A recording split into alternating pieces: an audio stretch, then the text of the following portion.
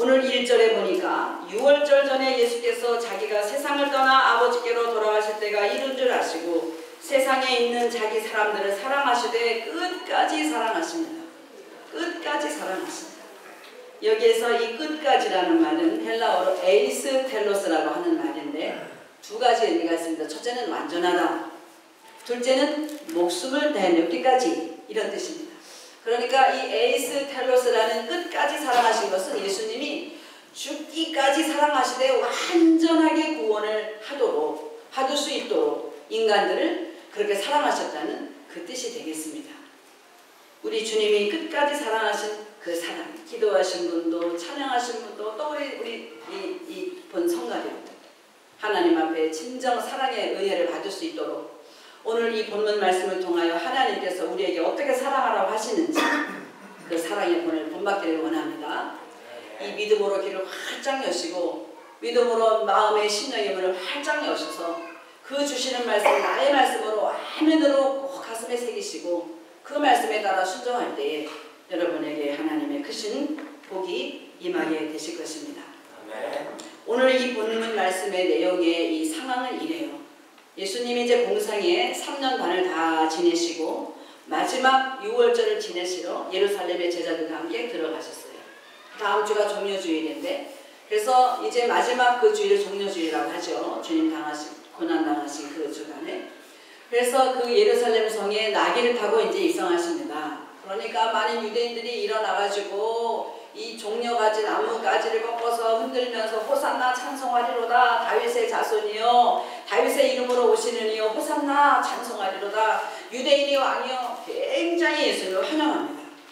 자기들의 옷을 벗어서 길바닥에 까니까 또 나귀 위에 또 덮으니까 예수님이 그 나귀 위에 그 제자들의 옷이 덮인 그 나귀를 타시고 그리고 예루살렘 성에 입성하시는데 이 나귀는 그 사람들이 벗어놓은 그 옷을 마치 용단처럼 그 카페처럼 그렇게 거기를 밟고 지나갑니다. 이 제자들이 흥분합니다. 야, 우리 예수님이 이제 정말 왕이 되셔도 되겠구나 이러지 않았겠어요? 많은 백성들이 환호하고 저분은 메시아다, 다윗의 자손이다, 메시아다, 저분이야말로 우리 민족을 해방할 분이다, 저분은 우리의 왕이다, 이렇게 모든 사람이 그렇게 들어서 환영을 하는 그런 환영식이 끝난 거예요. 그리고 이제 예수님이 그날 밤에 이제 잡히시기 위해서 이제 좀 지내시지만 하여튼 잡히시던 밤에 마지막 저녁 식사를 하시게 됩니다. 제자들과 함께 제자들 12를 데리고 어떤 다락방에 이제 들어가십니다. 그 다락방에 들어가셔서 식사를 하시는데 바로 예수님은 하나님이 나를 이곳에 이제 보내셨고 이제 내가 하늘 아버지께로 갈 때가 되었구나. 이제 내가 십자가에서 모진 고난을 당하고 죽을 터인데 이제 이 남은 제자들이 정말 너무 사랑스럽구나. 이들에게 내가 어떤 것을 가르쳐야 되는데 마지막으로 내가 본을 보이리라 하시고 보여주신 것이 옷을 벗고 수건으로 허리를 동이시고 그리고 무릎을 꿇으시고 대야를 갖다 놓으시고 제자들의 발을 잡아 거기다 담그시고 다 씻어주신 거예요. 한 사람 한 사람씩 시작해서 베드로에게 이르기까지 그렇게 제자들을 씻어주셨어요.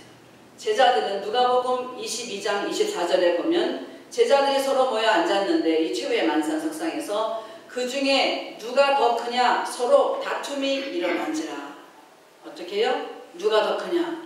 이제 우리 예수님을 보니까 왕이 되실 거야. 그러면 왕이 되시면 3년 반 동안 주님을 따라다닌 우리 랍비를 잘 둔 우리들은 당연히 한 자리 해야지. 내가 장관해야지. 너는 차관해. 아니야, 내가 장관할 거야. 네가 차관해. 이런 식으로 싸움이 일어났다는 거예요. 누가 더 크냐 다툼이 일어난지라. 물론 베드로가 수제자니까 제일 크다고 생각하겠지만은 요한도 만만치 않습니다. 예수님이 나를 얼마나 사랑하셨는데. 야고보는 또 어때요? 야고보는 어때요? 변화산상에 예수님이 나도 요한도 베드로도 이렇게 셋만 데리고 갔으니까 우리는 분명히 이제 세 사람 안에 꼽힐 거야. 이러지 않았겠어요? 제자들은 첫 번째 예수님의 제자입니다. 무슨 소리야? 내가 베드로 우리 형도 내가 먼저 예수님께로 데리고 갔어. 사실 베드로도 인도한 사람은 나야. 서로 자기가 높다고 다투고 있는 것입니다. 그러니까 이 누군가가 어떤 집에 손님으로 들어갔을 때 부잣집에는 종들이 있어서 손님들마다 그 발을 다 물로 씻어주게 되어 있습니다. 종들이. 그렇지 않고 넉넉지 않은 가정은 물독에 물만 떠다 놓습니다. 그래서 이스라엘 사람들은 그 많은 먼지에 샌들을 신고 다녔기 때문에 발에 먼지가 많이 묻었죠. 그죠? 그러니까 자기네들이 손수 발을 씻고 거기 들어갈 수가 있었습니다. 그런데 그냥 들어가서 제자들이 밥을 먹도록 밥을 먹는 그 시간이 되도록 그렇게 하도록 발도 씻지 않은 거예요. 왜 그랬어요? 서로 다투느라고. 이제 때가 됐어. 예수님의 왕이 되시는데 우리가 그 중에 누가 더 크냐? 하나는 왼편에 하나는 오른편에 앉혀주세요. 이렇게 말하는 어머니도 있었잖아요. 이렇게 자리를 다툼하고 있는데 도저히 그런 서로 다투느라고 누가 누구의 발을 씻길 그런 경황이 없는 것입니다. 더욱이 예수님의 발마저 그들은 씻기기를 거부한 것입니다. 왜냐?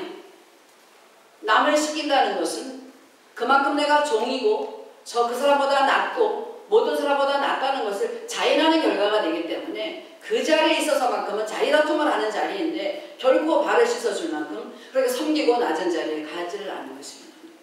예수님께서 그들의 마음을 아시고 사랑하셨어요. 끝까지 사랑하셨어요. 그리고 본을 보이시는 것입니다. 이 제자들의 마음이 이때 어땠지요? 조금 있으면 베드로는 도망갈 것입니다. 3번이나 부인하잖아요. 저주하고 나는 그를 모른다 맹세까지 하고 그렇게 부인할 거였어요. 요한도 그거 다 버리고 도망가잖아요. 다 버리고 도망갑니다. 제자들이 뿔뿔이 흩어질 거 다 아셨어요. 가룟 유다는 예수님을 팔려는 생각을 이미 알고 있는 줄을 주님이 이미 아셨습니다. 1절에 보면 마귀가 벌써 시몬의 아들 가룟 유다의 마음에 예수를 팔려는 생각을 넣었더니 진작에 아주 애진작에 이 가룟 유다에게는 이 마귀가 예수님을 팔 생각을 넣어줬어요. 그러니까 예수님을 팔 생각에 가득한 사람이에요. 그런 상황에서도 예수님은 그들에게 보여주신 것입니다. 첫째 한번 따라합시다. 섬기러 왔다. 나의 사랑을 받으라. 이거예요. 8절에 보니까 베드로가 안 됩니다. 예수님 어떻게 우리들의 발을 씻으십니까? 이러지 마세요. 너무나 항공하니까. 그러니까 예수님이 내가 내 발을 씻기지 아니하면은 너는 나와 상관이 없다. 이렇게 말씀하세요. 무슨 말씀이시죠? 예수님이 여기서 옷을 벗다. 이것은 티뎀이라는 그런 단어인데 이 요한복음 13장 4절에 겉옷을 벗고 수건을 가져다가 허리에 두르셨다의 벗다와 이 요한복음 10장 10절 11절에 이런 말씀이 있지요. 도적이 온 것은 도둑질하고 죽이고 멸망시키려는 것이나 내가 온 것은 양으로 생명을 얻게 하고 더 풍성히 얻게 하려는 것이라. 나는 선한 목자라. 선한 목자는 제 양을 위하여 목숨을 버리거니와. 여기에서 이 버리다와 이 벗다와 같은 단어입니다. 티뎀이라는 것입니다. 이 티뎀이라는 뜻은 벗다, 내려놓다, 목숨을 버리다, 자기 자리를 두고 낮은 곳으로 내려오다 이런 뜻이에요. 예수님이 옷을 벗으셨다는 것은 십자가에서 내가 내 목숨을 다 버릴 각오가 되어 있다 이런 사랑을 보여주신 것, 대충 섬기신 것이 아니라 죽으시기까지 섬기셨다는 말씀을 이렇게 표현하고 있는 거예요. 예수님이 발을 닦아주시니까 아닙니다 이러지 마세요 그러잖아요. 그러니까 예수님이 뭐라 그러죠? 이렇게 안 하면 너는 나와 상관없어. 무슨 말씀이냐면요, 예수님이 십자가에서 우리 죄를 위해서 대신 그 죄를 지시고 처참하게 죽으셨는데 그 희생적인 사랑, 그 사랑을 내가 받아들이지 않으면 우리는 주님이 주시는 구원에 동참할 수 없다는 것입니다. 예수님의 보혈로 우리가 이 마음을 씻지 않으면 우리는 구원의 반열에 들어갈 수가 없다는 말씀을 하고 계신 것입니다. 베드로가 놀래요. 예수님 그러면은요 발뿐 아니라 손도 씻겨주시고 머리도 씻겨주세요. 참 단순해요. 솔직하고 그죠? 베드로는 아주 마음에 들어요. 내 손도 씻겨주시고 머리도 씻겨주세요. 그러니까 온몸을 다 씻었으니 너희는 발만 씻으면 된다 그러셨어요. 우리가 예수님의 보혈로 죄사함을 받았어요. 그런데 때때로 내가 구원받았고 의인인데 죄인이 아닌데 그래도 난 이것도 못하고 이것도 부족하고 나는 부족해. 나 진짜 천국 갈 수 있을까? 이런 생각하지 말라는 거예요. 온몸을 씻었으니까 머리도 손도 다시는 씻을 필요가 없다는 것입니다. 마귀가 주는 생각에 죄책감이 시달리지 말라는 거예요. 이미 예수님을 믿었으면 그것으로 끝이라는 것입니다. 나는 의인이 되었고 이제는 완전한 그런 천국의 백성이 되었다는 거예요. 다만 여전히 죄가 있는 세상에서 살아가노라니 여전히 이 발에 묻잖아요. 죄라는 것이. 그러니까 그때마다 순간순간 매일매일 주님 앞에 작은 것까지 다 아뢰고 일일이 말씀드리고 그렇게 용서받으면 된다는 거예요. 따라합시다. 나는 의인이다.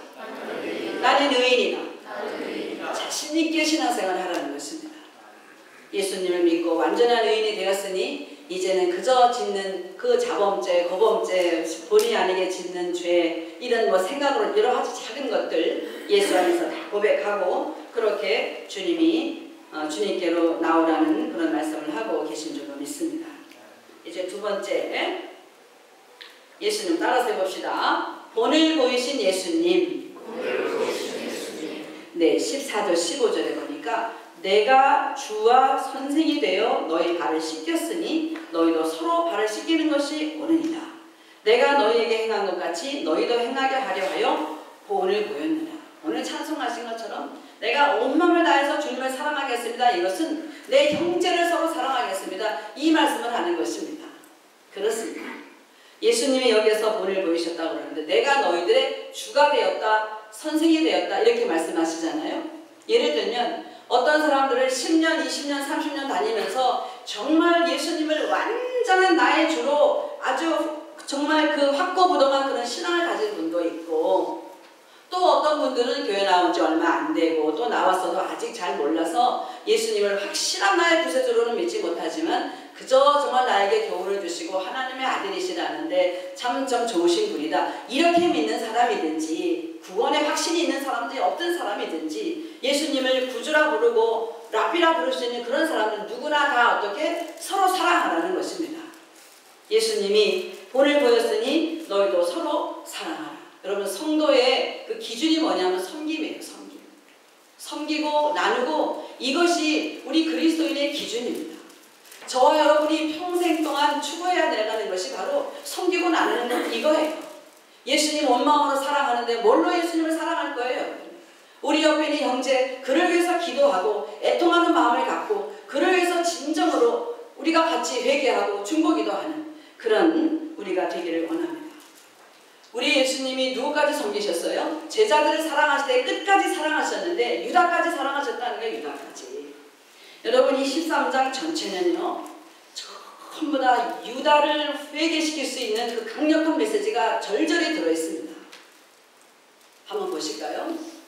여러분이 지금 유다의 입장에서 우리가 한번 생각해 봅시다. 우리가 유다는 아니지만은 유다의 마음으로 유다의 입장에서 내가 저 3년 반 동안 따라다닌 이 예수님, 이 스승 본이 별 볼 일이 없는 것 같아. 이미 패는 기울어졌어. 나사로 때문에 이제 제사장들이 예수님을 잡아 죽이려고 하는데 내가 예수님 편을 들었다가는 이분은 왕이 아닌 것 같아. 자꾸 죽는다고 하고. 그러니까 이제 내가 제사장 편을 들을 거야. 내가 돈이라도 건져야지. 은30에 팔 수 있어. 예수님을 팔려는 생각을 하고 공동체를 떠나기로 작정한 사람입니다. 예수님의 사랑을 받아들이지 않기로 작정한 사람입니다. 그런데 그렇다 할지라도 예수님이 계속 그 사람의 이 양심의 문을 두드렸어요. 어떻게? 그 예수를 팔려는 생각을 갖고 있는 유다에게 오셔서 무릎을 꿇으시고 대야를 갖다 놓으시고 유다의 발을 잡아서 다 씻기시죠. 얼마나 마음이 찔렸겠어요. 3년 동안 우리의 주인이요 스승이요 3년 동안 따라다닌 그 정이 어딨네. 그분이 종처럼 내 발을 씻는다 이거예요. 마음이 찔렸겠지요. 그리고 주님이 곧이어서 또 이런 말씀을 하세요. 10절에 보니까 예수께서 가라사대 이미 목욕한 자는 발밖에 씻을 필요가 없느니라. 온몸이 깨끗하니라. 너희가 깨끗하나 다는 아니니라. 다는 아니라네. 그렇지 나는 아니지. 나는 예수님을 팔려고 생각합니다. 왜 모르겠어요 유다가. 그죠? 계속해서 나옵니다. 18절에 내가 너희를 다 가리켜 말하는 것이 아니라 내가 나의 택한 자들이 누구인지 알미라. 그러나 내 떡을 먹는 자가 내게 발꿈치를 들었다 한 성경을 응하게 하려는 것입니다. 나는 누가 나를 배반할 줄을 다 안다. 그를 몰라서 내가 못 잡아내는 것이 아니다. 그러나 성경의 시편의 다윗의 입을 통하여 내 상에서 떡을 먹는 자가 내게 발꿈치를 들었나이다. 이런 말이 있듯이 유다도 이래야 된다. 이 말씀을 하시는 거예요. 발꿈치를 언제 들지요? 조용조용 걸어갈 때 듣잖아요. 그죠? 살금살금. 다윗이 자기와 한 상에서 떡을 같이 먹고 밥을 먹는 이 식탁 공동체 한 가족이나 마찬가지죠. 그런 사람들 중에 몇 사람이 일어나서 발뒤꿈치를 들고 다윗을 모함하기로 다윗을 몰아내고 누군가를 세우려고 그렇게 이런 수작을 두었다는 것입니다. 발꿈치를 들고 살금살금 가서 모함하는 이런 세력이 있다는 것입니다. 가룟 유다가 그러한 자라는 것을 왜 자신은 몰랐겠어요. 계속해서 이제 이 말씀 뒤에 21절부터 계속 나와요. 너희 중에 한 사람이 나를 팔 것이다. 얼마나 뜨끔했겠어요. 그러니까 제자들이 누구야 말해봐 이렇게 해요. 베드로가 이렇게 말해요. 시몬 베드로가 머리짓을 하며 말하되 말씀하신 자가 누구인지 말하라. 예수의 제자 중에 예수의 가슴에 품에 기대어 있는 요한을 보고 이 베드로가 머리짓을 하며 누구야 네가 말해봐 알잖아 이렇게 말해요. 그러니까 예수님이 뭐라고 그러시죠? 내가 떡을 갖다가 한 조각을 누구에게 줄 건데 바로 그 사람이다. 그렇게 말씀하시고 떡을 한 조각 갖다가 유다에게 주셨어요. 이제 완전히 점점 좁게 말씀하고 이제 너다 말씀하시는 거잖아요. 그런데도 유다가 회개하지 않습니다. 한 조각을 찍으셔다가 가롯 시몬의 아들 유다를 주시니 조각을 받은 후 곧 사단이 그 속에 들어가는지라. 이에 예수께서 유다에게 이르시되 내 하는 일을 속히 하라. 유다가 그 조각을 받고 곧 나가니 밤이르라. 어둠으로 간 것입니다. 여러분 예수님은 이 유다를 향해서 계속해서 회개할 수 있도록 암시를 주셨어요. 말씀을 하셨어요. 정확하게 바로 너잖아 말씀하셨어요. 그런데도 회개하지 않았습니다. 왜? 딴 생각을 하고 다녔거든요. 딴 생각을. 예수님을 팔 생각만 하고 다녔거든요. 마리아가 향유를 불 때도 뭐라 그랬어요? 불평불만하잖아요. 이거 말이야 비판하고 이렇게 하면 되겠어 이렇게 잘못된 거야. 비판하다가 나쁜 생각하다가 그러니까 이 심령을 열지 않으니 회개할 기회를 잃는 것입니다. 그러니까 어떻게 돼요? 마귀가 예수를 팔 생각을 넣었더니 생각으로만 가지고 있었어요. 생각으로만. 그런데 나중에 사단이 들어갔다고 했어요. 그 생각을 쫓아버리지 않으니 예수님의 말씀을 듣고 양심이 찔릴 때 쫓아내지 않으니까 이제 사단이 들어와 버린 거예요. 예수님의 사랑을 받아들이지 않아서 사단이 그를 점령한 것입니다. 누구의 책임이에요? 유다의 책임인 것입니다. 여러분 말씀을 들을 때에 마음이 찔리십니까? 정말 마음이 찔린다. 아프다. 여러분 축복의 기회인 줄 아시기 바랍니다. 하나님이 여러분들을 사랑하셔서 이거는 고쳐야 되지 않겠니? 이것은 네가 노력해 가야지 않겠니? 고쳐야 하는 것입니다. 말씀을 시비하라고 하는 것이 아닙니다. 아멘으로 받아들이시고 그 말씀을 내가 고쳐봐야지 노력하고 작은 것 한 가지 실천해 나갈 때에 결국에 하나님께서 여러분을 큰 그릇으로 하나님 바라시는 그 위치까지 올려놓으실 수 있는 것입니다. 말씀은 시비하라고 하는 것이 아닙니다. 말씀을 듣고 순종하는 것입니다. 한 번 듣고 두 번 듣고 세 번 듣고 네 번 듣고 계속 들어도 실천하지 않으면 어떻게 하겠습니까? 한국의 정다리 목사님이라는 분이 계세요. 이제 옛날에 그분이 목회하실 때 이런 아주 정말 참 좋은 예화가 있는데 그분이 이제 어느 시골 교회에 이렇게 그 예배 이제 목사님으로 부임하셨어요. 근데 첫째 주에 이제 어떤 설교를 하셨대요. 둘째 주에 똑같은 거 하시더래요. 셋째 주에 똑같은 거 하시더래요. 한 달 내내 똑같은 거. 그런데 한 달이 아니라 여러분 1년 동안 똑같은 설교했다는 거예요. 1년 동안. 계속하고. 그러니까 교인들이 야 진짜 너무하다. 저게 공부를 안 해가지고 연구를 안 해가지고 진짜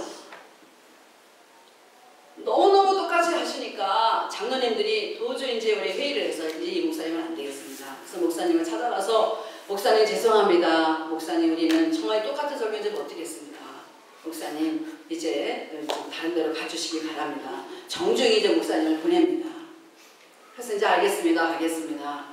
하나님이 보내실 때가 됐나 보네요. 그리고 이제 마지막 주일에 떠나시는 날 고별 설교 하십니다. 설마 장로님들이 보실 때 장로님들이 교회를 지켜야 되니까 사실 이 목사님이 이 말씀을 잘 전하시도록 목숨 걸고 여러분 기도하셔야 돼요. 우리 여기 장로님 오셨는데 장로님 그 교회 목사님이 정말 생명의 말씀을 전하실 수 있도록 장로님의 목숨 걸고 기도하셔야 됩니다. 새벽마다 기도하시고 찬양하시는 모습 보니까 잘하실 것 같은데요. 그렇게 일어나는 것입니다. 그래서 목사님이 이제 어떤 말씀을 하시려나 그랬더니 또 똑같은 설교를 하시더래요. 그래서 이제 이게 무슨 문제가 있다. 그래서 이제 장로님들이 무슨 이제 마음의 깨달음을 가지고 그 목사님을 모셔서 무슨 이유로 이렇게 하십니까? 그러니까 제가 말씀을 전했는데 아무도 이 말씀을 듣지 않았습니다. 1년 동안 했는데도 그것을 그 말씀에 따라 순종하는 사람이 없습니다. 말씀은 이런저런 말을 아무리 많이 해봐도 지키지 않으면 아무 소용이 없는 것입니다. 나는 여러분이 지킬 때까지 이 말씀을 할 것입니다. 이러시더라고요. 그래가지고 장로님들이 엎드려 사죄하고 회개하고 다시 그 목사님을 모셔가지고 교회가 아주 은퇴하실 때까지 잘 하시고 그런 목사, 정다리 목사님이 한번 인터뷰 들어보겠습니다. 그런 목사님들 계십니다. 여러분, 말씀을 한 번 듣고 두 번 듣고 세 번 듣고 나 많이 하러가 중요한 게 아니라 한 말씀이 왔을 때 나에게 찔림이 왔을 때 그 말씀을 가지고 하나님이 나에게 고치라고 하시는 말씀이구나. 아멘으로 내가 고치고 노력하고 내 말씀으로 삼으면 되는 것입니다. 예수님이 일을 하실 때 내가 성경을 능하게 하려 한다 이러시잖아요. 성경에 있기 때문에 내가 그렇게 한다는 것이 아니라 예수님은 그 삶 자체가 성경과 맞는 삶을 사셨다는 거예요. 한번 따라해 봅시다. 하나님의 말씀은 살았고, 운동력이 있어. 좌우의 날선 어떤 검보다도 예리하다. 그렇습니다. 칼이 한쪽 면만 갈았잖아요. 근데 왼쪽 오른쪽 위쪽 다 갈았다는 거예요. 하나님의 말씀은 살았고 운동력이 있어 좌우의 날선 어떤 것보다도 예리하여 사람의 영과 혼과 및 관절과 골수를 찔러 쪼개기까지 하시나니 그 말씀이 얼마나 힘이 있으신지 하나님의 불꽃 같은 그런 눈으로 보시고 그런 하나님의 정말 불같은 말씀으로 말씀하실 때에 성령의 검처럼 그렇게 우리의 속에 오셔서 우리를 고치신다는 거예요. 그러니까 얼마나 아프겠어요, 여러분. 내가 고치지 않은 부분이 얼마나 아프겠으며 나에게 죄가 있는 부분이 얼마나 아프겠어요. 그러니까 그 아픈 것에 대해서 시비하지 말고 고치면 되는 거예요. 고칠 때까지 내 가슴을 치고 나한테 회개의 영을 주십시오 하는 거예요.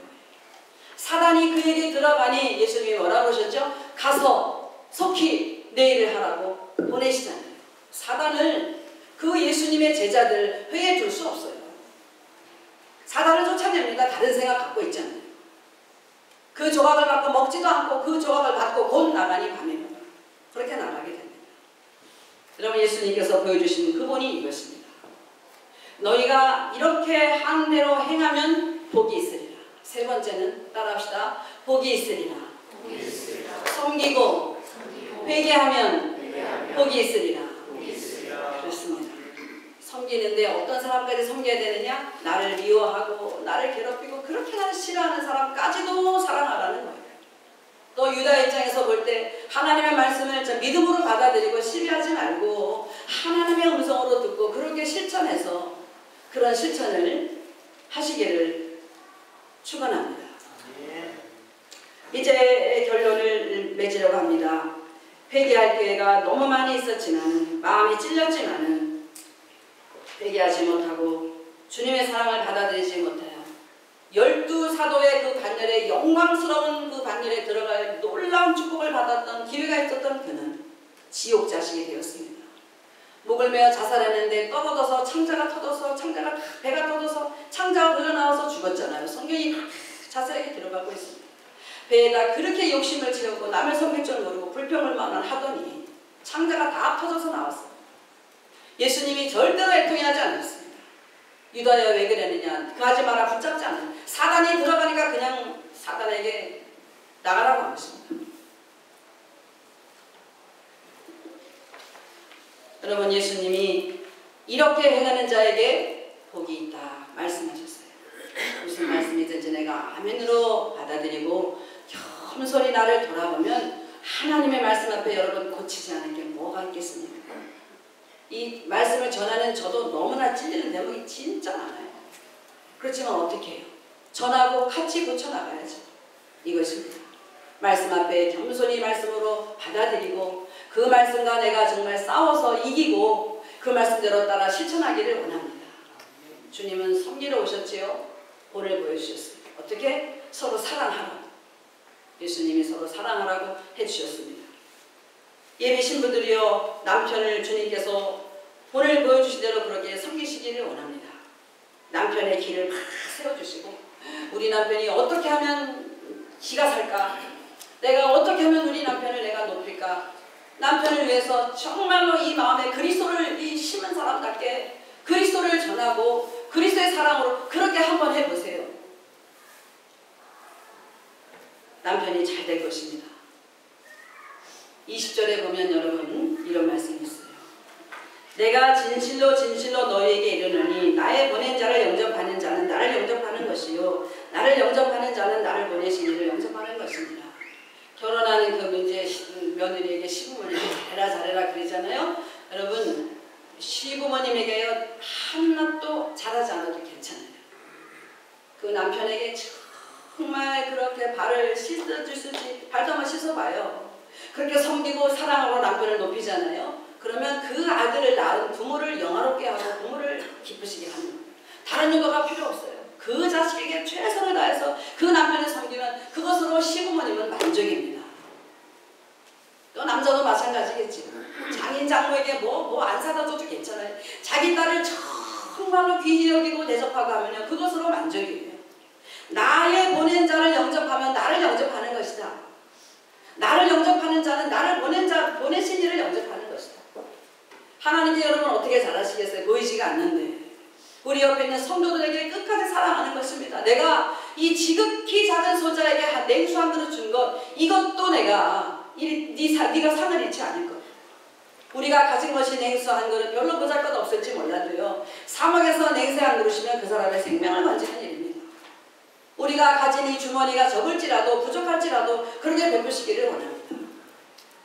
구역자님들 특별히 이제 구역 식구들 사랑하고 할 때에 말씀으로 잘 섬기시고 기도로 열심히 섬기시고 또 먹을 것도 열심히 섬기시는 줄 압니다.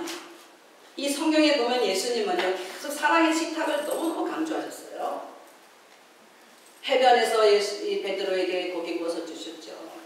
가나 혼인잔치에서 포도주를 만들어 자체 사람 다 먹이셨죠. 베다니에서 마르다, 마리아, 이 나사로는 예수님과 제자들을 지나가지만 않는 집으로 모셨잖아요. 마르다는 바빠서 음식 만드느라고 바빴어요. 거기서 하나님 예수님과 교제하고 예수님과 깊은 그런 관계를 맺고 죽은 나사로까지 살릴 수 있었던 그런 은혜의 시작이 바로 섬김에 있었습니다. 여러분 예수님이 광야에서 5,000명을 먹이고도 남았을 때 뭐가 있었어요? 겨우 가진 것 보리떡 5개 물고기 2마리밖에 없었습니다. 잘 차리지 않아도 내 있는 것 가지고 적지 않은 내 사랑의 마음 가지고 예수님이 나에게 이렇게 사랑하셨는데 나도 형들을 사랑하리라 그런 마음으로 대접하면요 차릴 것이 있습니다. 우리 주님께서 우리들에게 섬기라고 하시는데 이 네팔의 바포 공동체 최일도 목사님이 사람들을 이제 그곳에 보냈는데 300명의 어린이들에게 매일같이 점심을 주는 거예요. 그러니까 밥 주는 게 무슨 선교같이 보이지 않잖아요. 그런데 밥을 매일같이 먹는 그 아이들이 그것을 좋아하고 이제 그곳에서 여러 성경학교에서 예수님을 배우고 자라게 된다는 것입니다. 그렇게 시작하는 것은 선교사님들이 여러분 아주 요리 솜씨가 좋습니다. 선교 다녀오신 사모님들 보세요. 얼마나 요리 솜씨 좋은지 모릅니다. 여러분들이 가진 것 가지고 우리 옆에 있는 우리 성도를 지극히 섬기고 이제 우리 남선교회 여선교회에서 앞으로 계획하고 있는 홈리스 피플들 또 입양아들 이제는 아답터된 이런 생명들을 사랑하고 정말 보호하고 이런 섬김을 예수님이 정말 기뻐하시는 것입니다. 여러분이 예수님이 기뻐하시면 받을 게 뭐 있겠어요? 복밖에 없는 것입니다. 복밖에. 여러분들 한번 따라합시다. 섬기러 오신 예수님, 본을 구이신 예수님, 복을 약속하신 예수님. 세 가지예요. 예수님 섬기러 오셨어요. 여러분 예수님의 그 사랑을 불순종하지 말고 믿음으로 받아들이려 원해요. 교회에서 이런저런 일을 부탁할 때도 예 제가 부족하지만 힘 주시는 대로 제가 한번 해보겠습니다. 이렇게 사랑하지 않기를 이렇게 순종하기를 원합니다. 아 나 이거 부족해서 못해요. 다음에 또 맡겨도 똑같은 이유로 또 못합니다. 그거는 겸손이 아니에요. 주님 주시는 때마다 겸손하게 받아들이고 순종하시고 그리고 예수 섬기시고 그리고 본을 예수님 하신 그 본을 그대로 따라서 하시되 그렇게 따라하기 위하여 먼저 내 마음에 있는 모든 독한 것들 죄들을 다 내려놓기 원합니다. 그러기 위하여 말씀을 들을 때마다 아멘으로 화답하고 그 말씀에 나를 씻고 돌아보고 고치는 그런 사람 되기 원합니다. 그런 저와 여러분들에게 주님이 주실 상을 분명히 예비하신 줄 믿습니다. 기도하겠습니다.